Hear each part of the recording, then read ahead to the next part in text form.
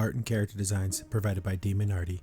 Be sure to follow her over on Twitter at ArtieDemon. Want to be first to have access to early artwork, concept sketches, exclusive art that can't be seen anywhere else? Then support Demon Artie over on her Patreon. Link in description below. Welcome everyone back to the Crimson 15 Podcast. I'm your host, Crimson Sin. Be sure to check us out over on Twitter at C15 Podcast. Join the discussion over on Discord, link in the description below. And if you're enjoying the videos, be sure to sub, like, share, and hit that bell for notifications. Episode 11 of Thundercats Roar, Thunder Slobs. Just look at this title card. Oh, it's ugly. God, it's ugly. This episode seems to have a like a moral lesson, appreciate people who do things for you, because Tygra does everything and everyone just craps all over him, and Tygra's a nerd. That is the overall theme of this whole entire series, is Tygra being a nice guy trying to take care of his family gets treated like garbage, and you should do that because that's what the Thundercats do. We get some pretty craptacular action. The action has been going downhill ever since like episode 2, and it just gets really bad. The animation is used to just be really choppy during the action scenes. Now it's just choppy all the time. We open up and Tygra organized the weapon room, because you know all the different weapons they use, right? I mean, I just see them using all kinds of arrows and swords and shields and maces and all kinds of weapons in every fight. They don't ever use any weapons besides their whatever ones they have, the staff, the nunchucks, the sword, and their little bombs. So this whole organizing the weapon room makes literally no sense. There's a Mumm-Ra's on the attack. He's got some crystal thing. And then we get the straight 2 dots on the line for a face. For far away shots where like the characters are really far away from the camera, I can understand not using detail in the faces. This is weird because Tygra has a normal drawn face, but then Lino doesn't. So it's like this conflicting art styles. Like, oh no, Mumm-Ra's attacking me to get her weapons. Tygra's like, oh no, you have to, stand in line and, do it right. But they're grabbing a whole bunch of weapons they don't ever use. So they could have done something else with this, besides getting weapons, because none of this. Even Panthro, where in the beginning, Panthro was kind of a level-headed one. He wasn't the nerd like Tygra, but he was all about his machines and building stuff. And remember how they did an episode like this already where Panthro was the one who fixed everything and no one appreciated him. Now he's destroying things with everyone else, even though he knows that's what they all did to him. But now, what? Like, they recycled the storyline, except for they just swapped out Panther for Tygra. Now Panther's one of the ones destroying everything. They're just grabbing all the weapons. There's no time to wait. We gotta go. So they all get in the Thunder Tank and they're gonna go fight Mumm-Ra. Lana's like, wait a second, guys. We did something wrong. We owe someone an apology. I'm like, oh, they're gonna say sorry to Tygra. Like, yeah, right. We have to apologize to our tum-tums. We didn't eat lunch. Oh yeah. Here we go, guys. Let's use my emergency meatball sub launcher thing. And they're all gonna eat the meatball subs, and they eat like absolute pigs. And this meatball sub, the sauce isn't necessarily red, it's kind of brown, so it literally looks like it's covered in crap. Look at this screenshot and tell me, wow, someone had diarrhea and it just went all over the place, because it's exactly what it looks like. They could have went a couple of shades more red, but no, they decided to use poopy brown. Everyone's being a slob and getting everything everywhere. Look at this beautiful face. So they make complete slobs out of themselves. They're on the way to Mumm-Ra's. Mumm-Ra's got this giant crystal thing that can control the minds of animals. It says it can control the minds of everyone, but it looks like it's only animals. And does anyone enjoy them using really, really bad sound effects? Like, all these animals don't even have animal noises. They're just people doing like little noises, like this bunny rabbit, this whatever, these green dog things. They're just people going like, rrr, rrr, rrr. They're not even trying to sound like animals. So one of the unicorns gets taken over too. So they don't want to run it over, so they kind of dodge out of the way. They flip the tank, and there's the septic tank exploded, and they're gonna go fight these animals. But they're mind controlled, so don't kill them. You can fight them, but come on, guys, let's not try to kill them. We don't get to see the fight. Not only do we not get bad animation, they just skip it altogether. They just bust into Mumm-Ra's temple, and they start fighting, but they're using the meatball subs as weapons. Like, here's Panthro. Oh, come on, let's fight Mumm-Ra. Oh, let's destroy stuff. And he's just like bashing up everything around the room. I thought Panther was kind of like one of the smarter people. Now he's a complete he's just as stupid as Lino. When did that happen? So he has nunchucks made of meatball subs. They're throwing meatballs at the unicorn. The only one who's still using their weapon is Chitara. So, but they're just smashing things up. And then look at this. Lionel's going to go fight Mumm-Ra, but look at him. My God. And then they just have Meatball sub all over their face. And he's like, oh, my minions attack the Thundercats. Oh, I can use animals as weapons too. And are these supposed to be his nipples? Is that the joke? The visual gags are just so disgusting. They stopped being funny. They were never funny. And just being more gross and more like this, you're not getting any close to being funny. He hits him with the rabbit, but he cracks that crystal thing. So they lose all the mind control.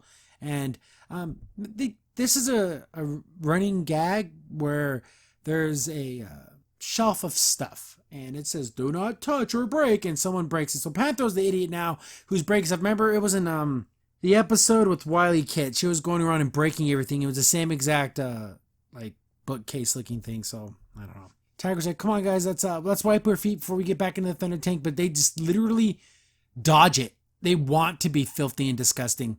Is it because Tygra said so? Because they hate his guts and they literally don't want to do anything he says? That's how much they hate the man. So he's staying behind and cleaning. They leave him there. They leave him in Mumm-Ra's temple because that's how much they hate him. This is a horrific family. So he's just sitting there and just cleaning and stuff. So he's going to stay behind and clean the whole temple. Lionel has the great idea of breakfast for dinner. And they don't even stick with this. So they're going to set the table for dinner. But they're just smashing everything. Panther and Chitara rip open the milk. Looks like Lionel's making pancakes out of a ketchup bottle. Get back to Tygra. He's cleaning up everything and he just loves to clean. Then it shows them eating more meatball sub. So I guess they didn't have breakfast for dinner. What was the whole point of saying that? Lionel takes a shower. I guess Panther had to take a piss, but there's only one bathroom and he slips and falls. Again, anyone out there really think this is funny? Get back to Tygra and he's cleaning and the whole temple is sparkling. Back at the Thunder Lair, everyone fell asleep. Everyone fell asleep while everything's filthy and disgusting. Mumm-Ra wakes up the next morning kind of like, oh, what's going on? So they went a whole day not knowing Tygra was there. He's been there cleaning. He cleaned the whole entire evil temple, and then Mumm-Ra's like, what the hell's going on? Who the hell cleaned? What's going on? And he sees Tygra. He's like, hey, buddy, what are you doing? And Tygra's like, yeah, I'm just kind of cleaning up. And Mumm-Ra's like, why? Why are you cleaning my temple? Tygra's like, oh, maybe you mind controlled me to do it. Like, he still has a piece of that crystal. And he did that to, I don't know, make an excuse why he wanted to clean his temple. And then Mumm-Ra's like, yeah, that's it. I made you do it. Yeah, that's it. I'm controlling you. And they keep doing these awkward, they do it a couple times where they touch each other's shoulder and then they do like this awkward face. Is there some type of weird attraction going on here? It is so odd. But they're like, because they think it's kind of, it's awkward. But then Mumm-Ra's like, oh, you have to clean the closets and do the thing, only if you want to. And Tygra's like, oh, I guess I don't have a choice. So they become like boyfriends, I guess. I don't know. It's weird. It's very, very odd. We get back to Thunder Lair. Everything's destroyed. And they're like, oh, man, we've been attacked. Someone must have broke in and trashed the place. That's the only explanation. I understand Lionel being an idiot, but now Chitara's an idiot and Panther's an idiot. They weren't this stupid in the beginning of the series. But they can't believe that it was them that did it. So we got to go to the... Then we have to look at the surveillance footage. Get back to Tygra, and he's finished organizing the closet. Everything looks super nice. And he's like, oh, minion, I order you to have some refreshment. Just because you're a slave doesn't mean you can get dehydrated. So, like, they're like weird boyfriends now. He cares more about Tygra than any of the other characters do. So they're like chatting it up and everything. And he's like, yeah, I just wish, he's like, it must be pretty boring cleaning all the time. It's like, oh no, I like cleaning. I just, I do it for the Thundercats. I clean up for them, but they don't appreciate it.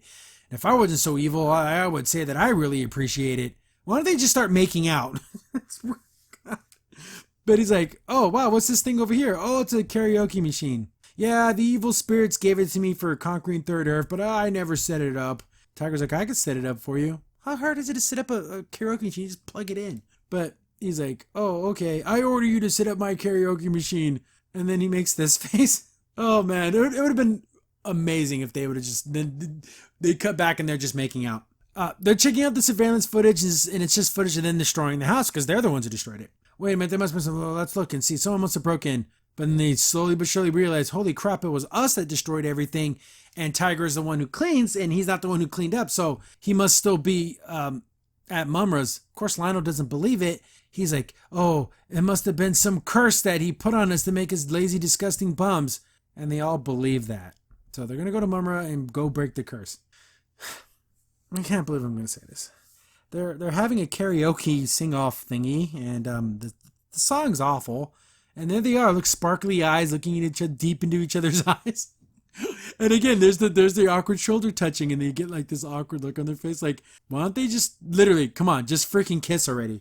It's funny how the magical portal pool of energy is where the lyrics are. Okay, that's kind of funny. So they keep singing, and then it turns Mumm-Ra into his powerful form.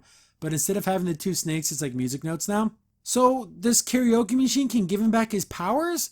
If that was true, why wasn't he using it before?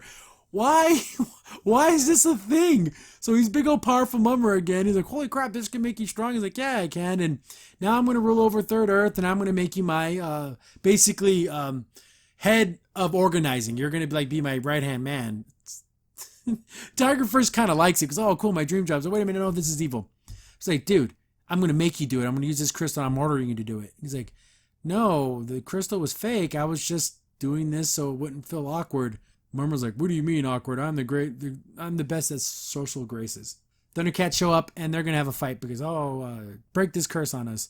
And then he's like, what the hell are you guys talking about? He's like, yeah, you put a curse on us to make everything into a mess and make us into slobs. And, Tygra isn't there to clean up after us. And then they realize, holy crap, there was no curse. It was literally just us being disgusting. And Tygra does do a lot for us. And Wily Kit and Wily Cat actually are like, oh, wow, thanks for being so great, for cleaning up after us and taking care of us. They showed appreciation, which was nice. But then Cheetara and Lionel don't really care. They just want him back so he can clean. Okay, guys, it could be a little bit nicer about it. But that's enough for Tygra to like, hey, I want to go back with them. Then they have a fight. This is an awful action scene. It's probably the worst so far in the series. Mumm-Ra's using the magical jukebox, the magical karaoke machine to shoot laser blasts and stuff. So they have to break it. They start fighting, and it's just really choppy and crappy. They're running and using mouth noises for all the special effects, and Mumm-Ra's like scream singing. I can't even understand what he's singing. I have no idea what words he's actually saying. He's just shooting lasers and knocking things down, and they're just choppily moving around. Shoots a big blast at Lino. He blocks it with the sword, and from what I can see, it reflects it, and it turns into like an eagle, and then it hits him and blows up. Like, what the hell just happened? Like, why did that happen? So they knock him down, but he still has the karaoke machine, so he's still powering up, and Tygra's like, he's like, we go short the machine, make a distraction, attack him. But instead of like attacking him, he just like, look at me move my arms. Isn't this silly? That's what he decided to do. Mumm-Ra's like, oh, that's a lame distraction. Is it really? Tygra gets a hold of the karaoke machine, breaks it, and he turns back into skinny little Mumm-Ra. And like, hooray, we did it. We saved you.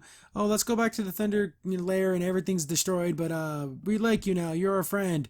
And but they don't. That's the thing. Like, they honestly truly appreciate him, but they really don't. They just want him to clean. Then at the very, very end, we get Mumm-Ra sings the song that they were karaokeing together, and then he feels a thing for Mumm-Ra. Like, he starts to sing the song again. And don't sing for the bad guy. That's awful.